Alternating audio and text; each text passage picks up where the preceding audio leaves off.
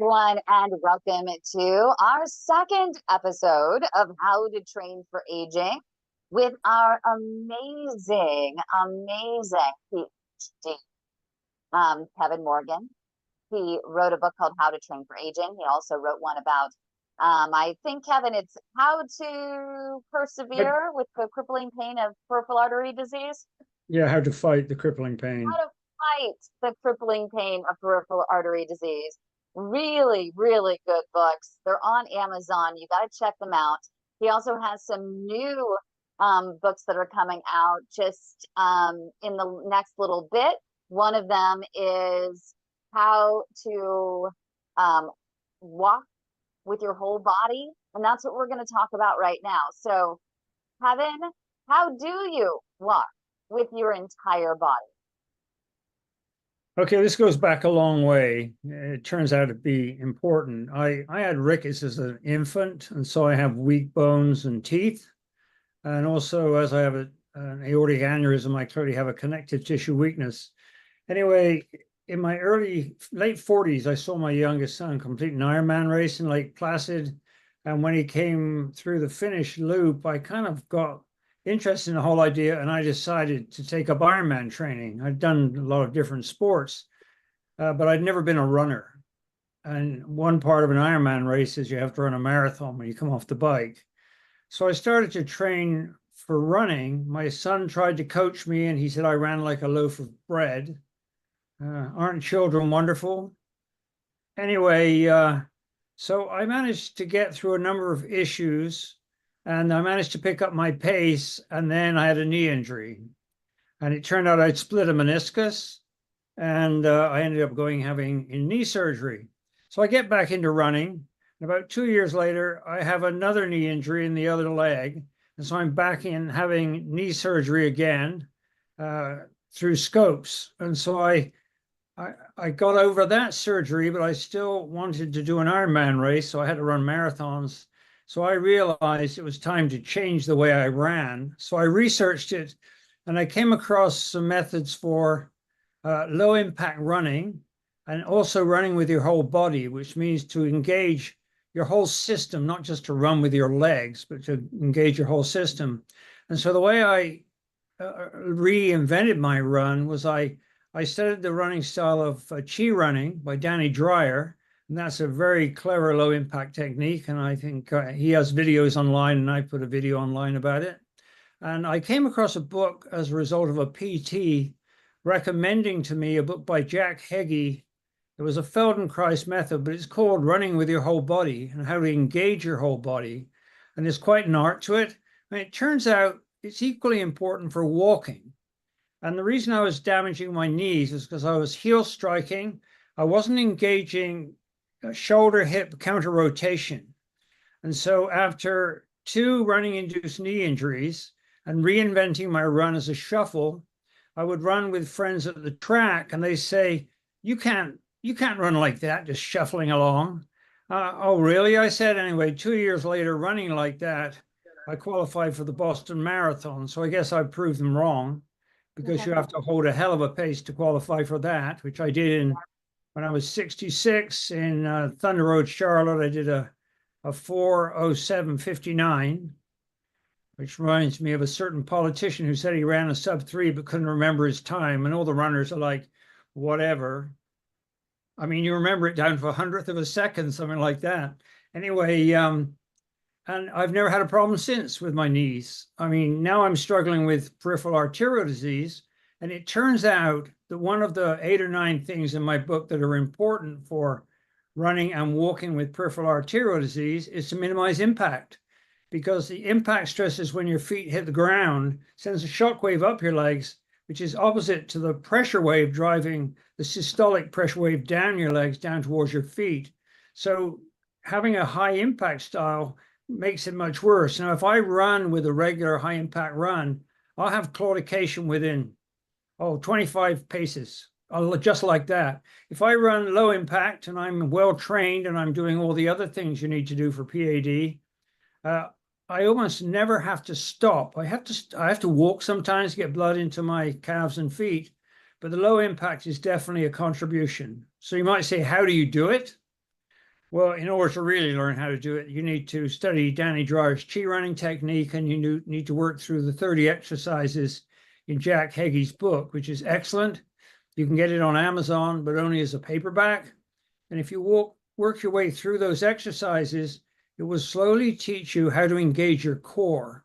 So when you're running and trying to get back to whole body running, one trick you can use is to run from your feet, and then try running from your knees, and then run from your hips and run from your shoulders. And if you have good shoulder hip counter rotation, which means when your shoulders are going this way, your hips are going the other way. And if you watch athletes running, you'll see they do exactly that. And what that causes is you land on the ground, you come in from the side of your foot and you roll down onto the foot. And you don't get the shock of impact with a landing on your heel. The problem is the shoe industry has created shoes which are basically orthotics. I don't use them. I'm now running in Nike Frees, which are basically a piece of rubber on the bottom of your feet. And those big, thick heels encourage people to heel strike, and you still get that shock wave, and you will still destroy your knees. And so mastering the art of running with your whole body, takes the load off your legs because you're sharing that load. You engage gravity more, which is the chi running approach. And I don't know, it's like you just sail along. It's just so very, very different. Highly recommended. And it's hard to describe, but it's definitely worth doing. I do have a video of it. You want me to bring it up? Yeah, if you have it. Yeah, and you can actually talk over it as she's doing this. Oh, this is Loretta? Yeah. Yeah, this is an old movie I made ages ago. I was in the mall and I watched the lady walking, and I realized she was using her whole body. Her name was Loretta. I asked her if I could make a short video about it. Oh, this is just a cartoon I made to remind people that the way to fight injuries, athletic injuries, is really you have to use your mind. You have to think, not just do it without thinking. So here's Loretta walking along.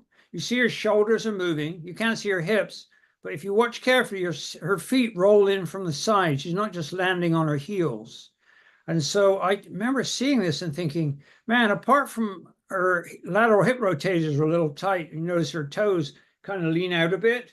Other than that, she's pretty well 95% whole body walking. And I tell you, she was moving fast. She doesn't have peripheral arterial disease. But when I watch most people walk and run, they land on their heels. They work with their legs rather than their whole body.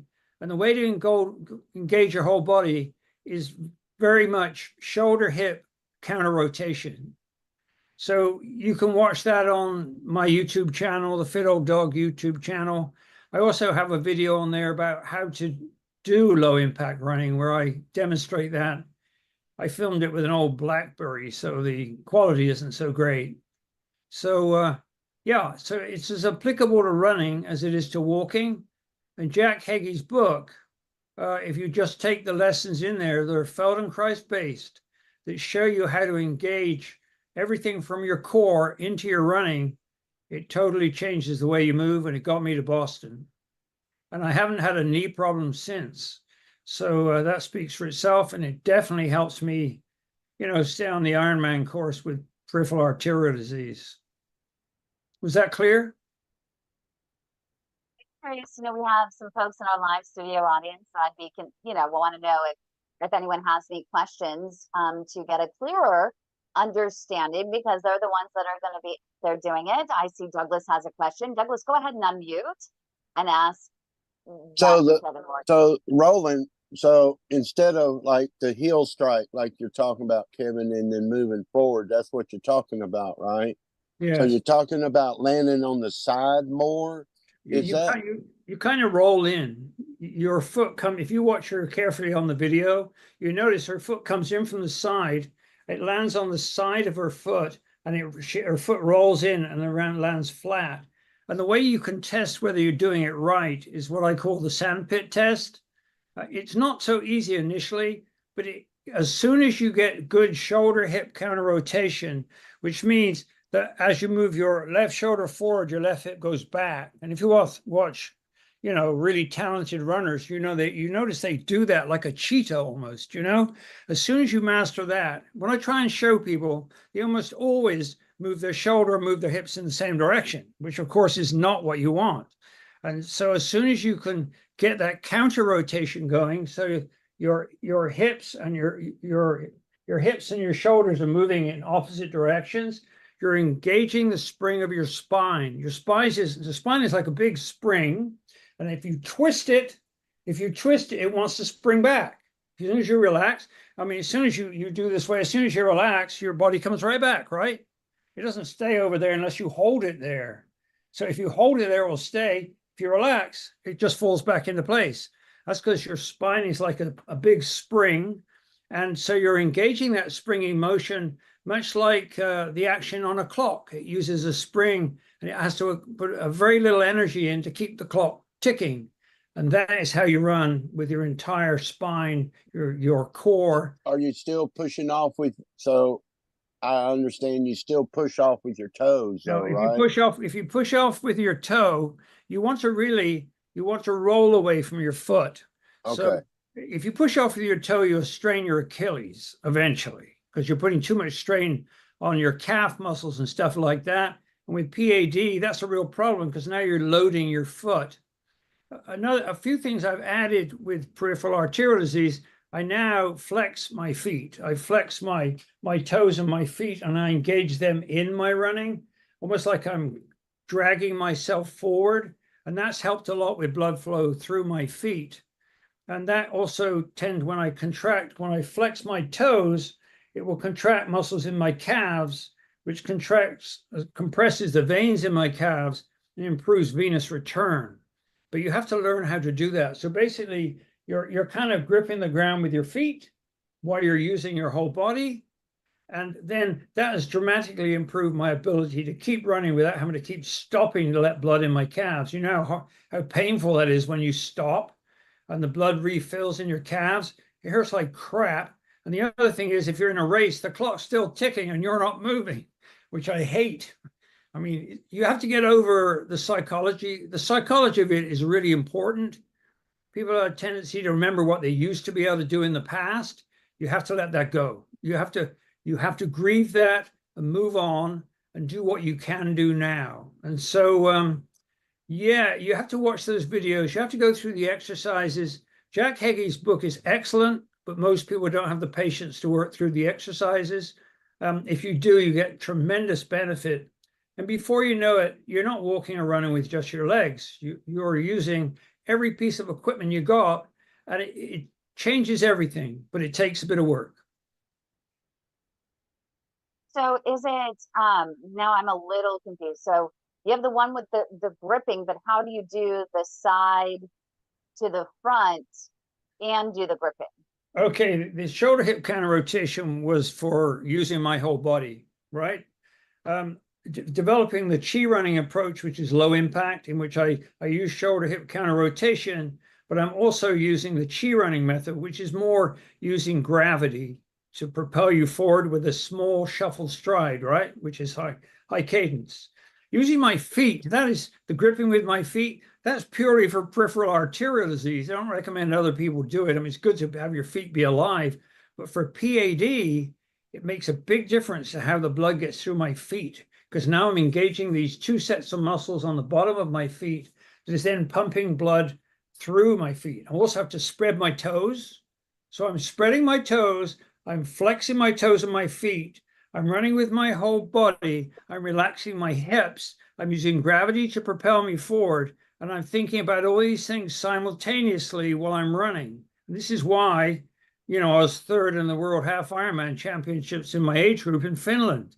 It's because of doing all this stuff. It was still a nightmare to finish because it was a hilly course. But if I wasn't doing all those things, my feet and my calves would have stopped me dead. So for a lot of people, this might sound like too much, but initially you just take one thing and apply it. And I say the first place to start is shoulder hip counter rotation.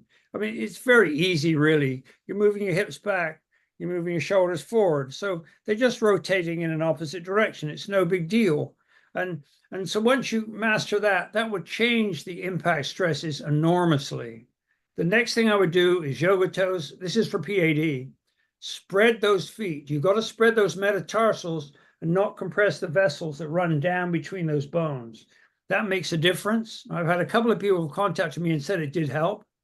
And then the flexing of the toes and feet, that's to improve venous return and to improve the flow of fluids through your feet. So you take these things on one at a time, and then you slowly incorporate them into how you move. But you have to become body aware, and you have to care enough to think about it.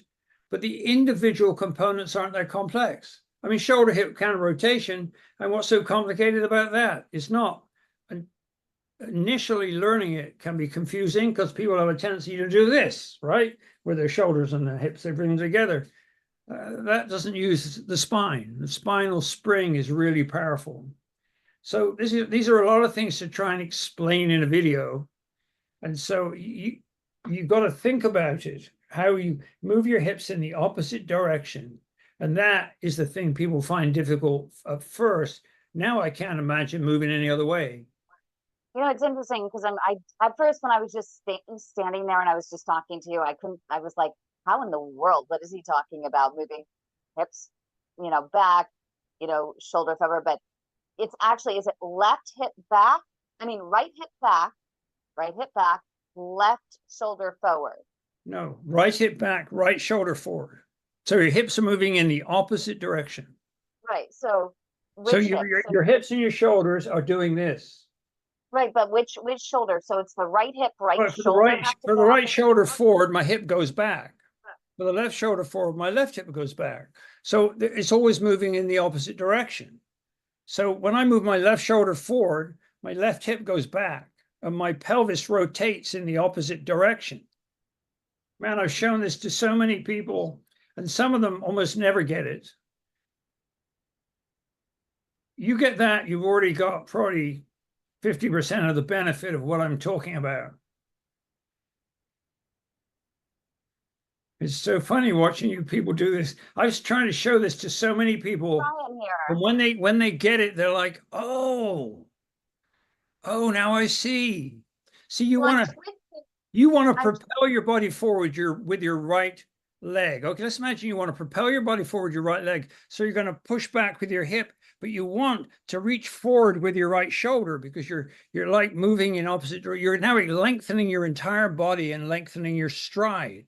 But what you're really doing is engaging your spine. But it's more like, so if the right hip's back, my leg is back as I'm walking. So if your right shoulder goes forward, your right hip goes back. Right, because my leg goes back. My right leg goes back. Leg goes back because it's carried back by your hip.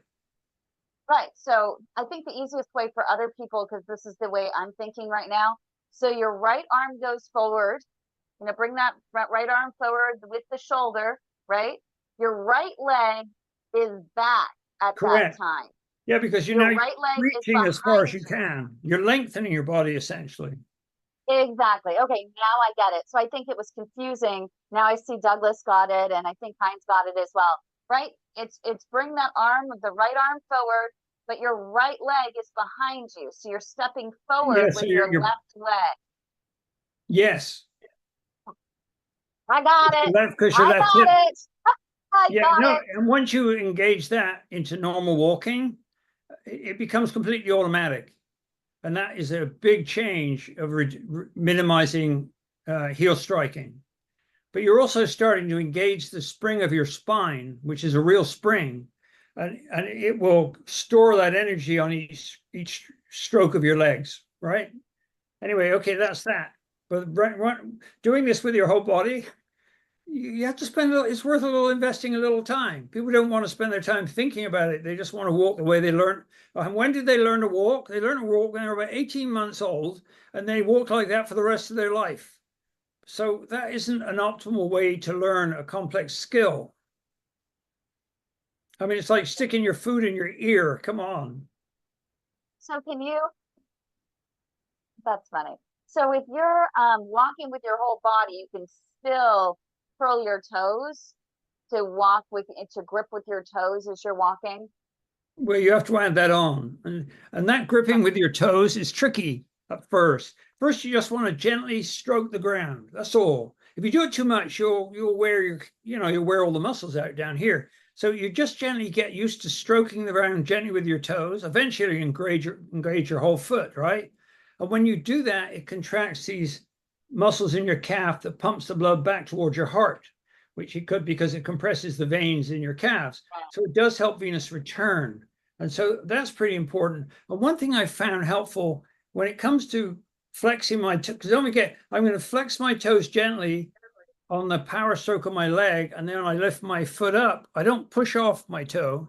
I lift my foot up, and now the other foot's doing its job, okay? And so I know this sounds complicated, but it really is complicated. But it really is, right? It's worth the effort. Complicated, and it is complicated. Remember, while you're doing that, you're spreading your toes. Okay. Because you want to. Yes, so you need a big toe box in your shoe. Okay, so you can still do it if you're in a wide toe box, shoe, right?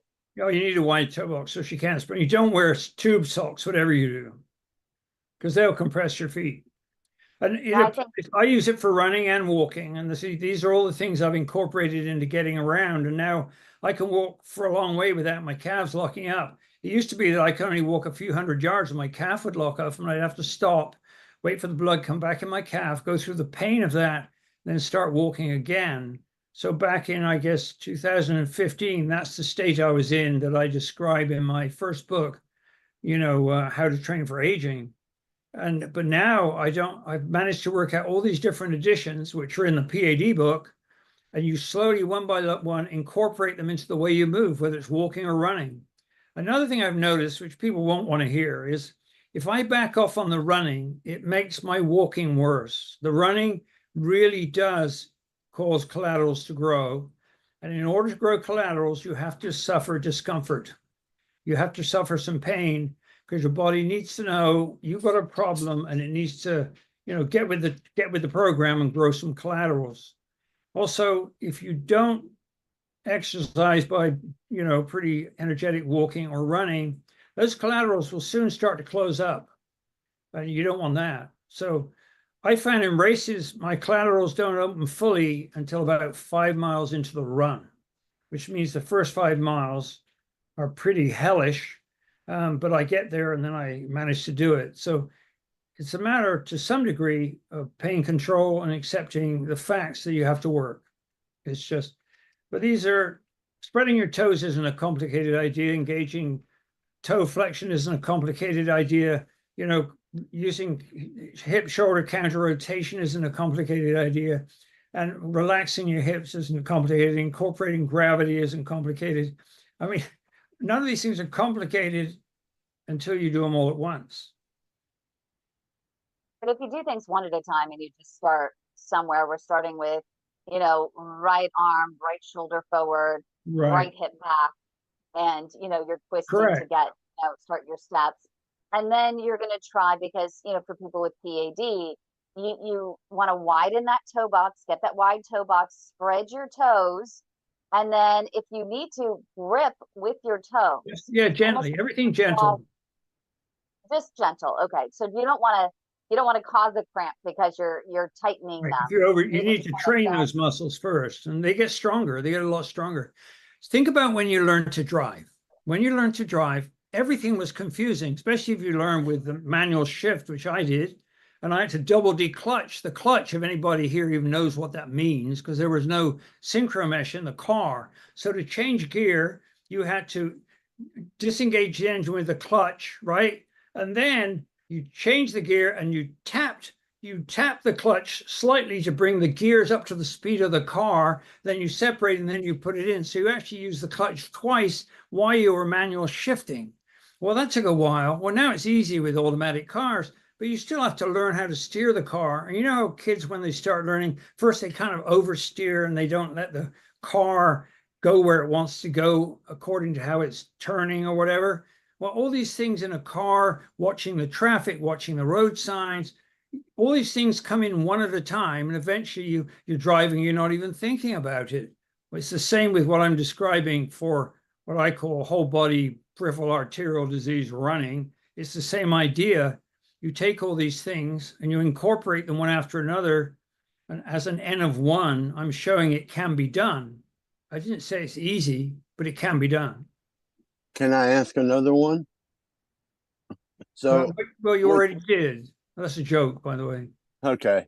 So with that walking style, will that change your stride? Because I was taught to make a little bit longer stride, so I'm thinking that should shorten my stride, shouldn't it? Shorter stride is better. Okay. But first of all, it'll seem kind of slow until gradually you'll pick up the cadence, the number of strokes per minute, and then you'll get back to the same speed. It's just if you start by learning the shoulder hip counter rotation and shortening your stride and taking your time, eventually it becomes automatic. Speed walking is what I was. Speed walking is a whole nother game. The way Okay. that people walk is really weird. I know. Yeah, and that's a long stride, and it is whole body though. Awesome.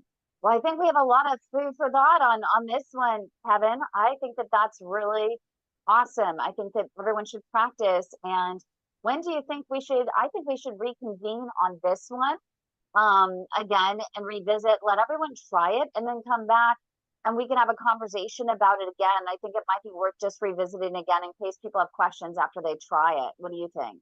Yeah, I agree because you got to remember, I had this my problem started in 2015. I studied this for 7 years before I managed to work all these things out. I mean, I started with reducing impact as best I could, and I was already using low impact, and I noticed that helped, but I was still having to stop. And then I started thinking about venous return and started contracting my toes, and I found that helped. And it was like one thing after another, I slowly incorporated bit by bit because I had no driving instructor. I was working it out for myself. So it took me 7 years to work it all out.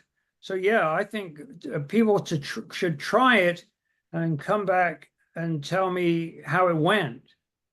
And hopefully not too many of them are being leg casts and stuff.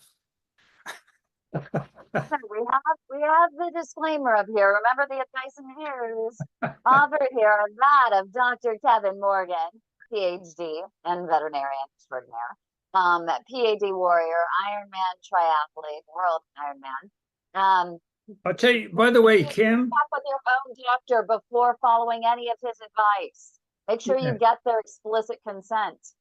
Not that the doctors know anything about what we're talking about, but the most important qualification now is my fellowship of the Royal College of Pathologists in England, which is a medical society, and they accepted me as a member, as a fellow based on published works. And that is a society the most MDs are aware of. PhD, they just think, you've got a biochemistry degree or something. And so anyway, that's just something worth knowing. I use those letters sometimes when I'm having to argue with, such people as cardiologists, but I won't say any more about that. I would love to be a fly on the wall in your cardiology appointment and also your vascular appointment. Yeah. So Douglas also had one more thing he wanted to tell you. He actually followed some of your advice on socks and wanted I have to tell you, Kevin, I do not own. I'm on my last pair of tube socks that I own now. I have literally changed every sock I have to smart socks. And Smart wool. Yeah. And yeah, they're really good.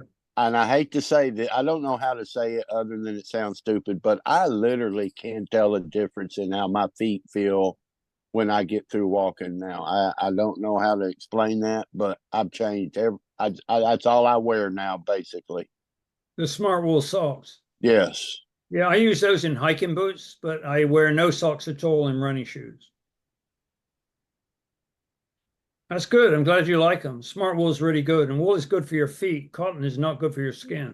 But we also been told by foot doctors that we should wear socks all the time to prevent getting injuries or stuff like that. And I think doesn't that depend on Kim can probably answer this one too. I mean, we have diabetics, people that have neuropathy on their and have a very high risk of any calluses, tears, things like that. And so the podiatrists do suggest that anyone who has neuropathy on their feet or diabetes meet with them, try and figure out some way to protect their feet. They do suggest wearing socks as an extra barrier, just to protect from any sort of blisters. I can comment on that. It depends how they use their feet. If they are engaging their feet and using their feet appropriately, socks probably aren't necessary. I dumped socks for running and walking without hiking boots because I had corns on my right foot, which is the one that has the greatest mechanical difficulty due to blood flow. And getting rid of the socks got rid of the corns. I couldn't get rid of them. So once you start flexing your feet, using your whole body, you start engaging your feet. And instead of your feet thumping along the ground, they're having a conversation with the ground. And so I understand their concern about fragile skin and injuries and stuff like that. But actually, socks can do more harm than good. It's all a matter of how you use your feet, which is extremely rarely explained to anybody by any medical person I've ever met. And so the fact your feet are having a conversation with the ground, not just clomping along, is an extremely important point. And if you're in the modern running shoes, they're like orthotics. They give you almost no way you can even use your feet. And that's why I use a minimalist shoe. But yeah, I had to strengthen my feet to do that. So yeah, I understand. I'll tell you what I don't approve of, and that is compression socks.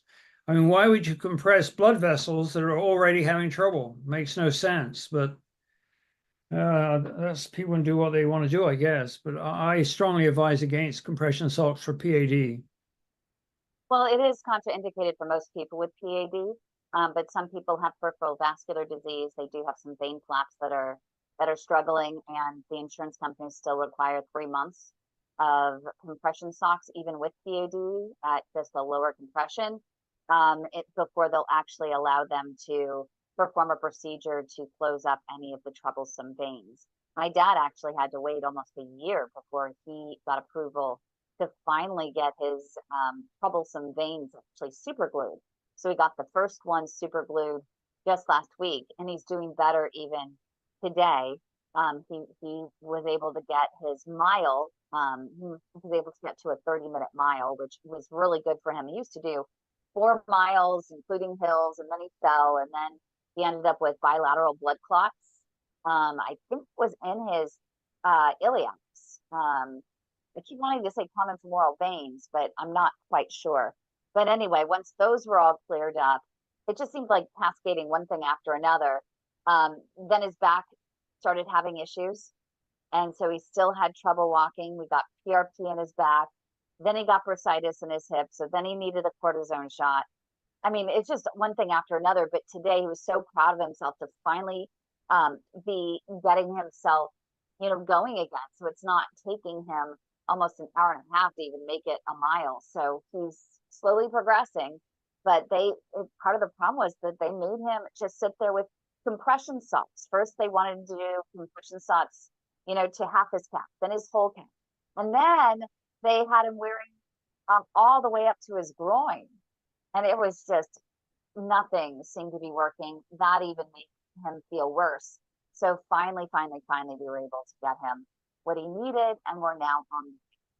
So sometimes it's just the medical system can be a little frustrating and be a little slower than any of us want, and put us through the paces.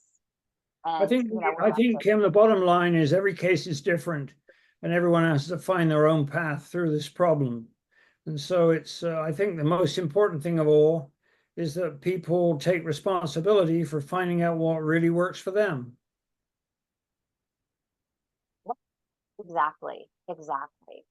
Well, thank you so much, Kevin, for joining us. If people want to find out more on how to train for aging and how to fight the crippling pain of peripheral artery disease, you can go to Amazon.com, go to Amazon, go to the app, go ahead and look up those books. You can also look up Kevin Morgan, and you'll find all of those books and more. And Kevin, you have a new one in your series. You have a series of books, inspirational self-help books. This is the 4th one, I think, Body Awareness. I just published the 4th one. And I'm thinking of making the 5th one the last book of a box set before I move on to the 6, 7, 8, 9, 10. And so I'm going to create that box set first. and see how well it sells. Because if I can't sell books, I can't reach people. If I can't reach people, I can't help them. So, yeah. So the one I'm writing now is really a very difficult one to write, which is how do you motivate people? How do you motivate them to get up and get going, which is what you do with your work? That, to me, the real problem for people is to get them up and get going and not get depressed and feel beaten down, because this condition is dreadful psychologically. Absolutely is awful, but you're such an inspiration. Thank you so much. Um, you know, as I said, if you want to learn more books, you can also go to inspirationalselfhelpbooks.com. I love his newsletter. You've got to sign up for his newsletter. He posts so much content and shares all of his experiences, all of his learnings as he goes. But always remember, again, the advice of views are that of Kevin, and you always need to make sure that you check with your own doctor for explicit consent before following any advice or information here. Thanks so much, everyone, for joining us. Thank you, Kevin, for your time and for providing us some really amazing information that should help us all get out and start walking more effectively. My pleasure. Thank you, Kim.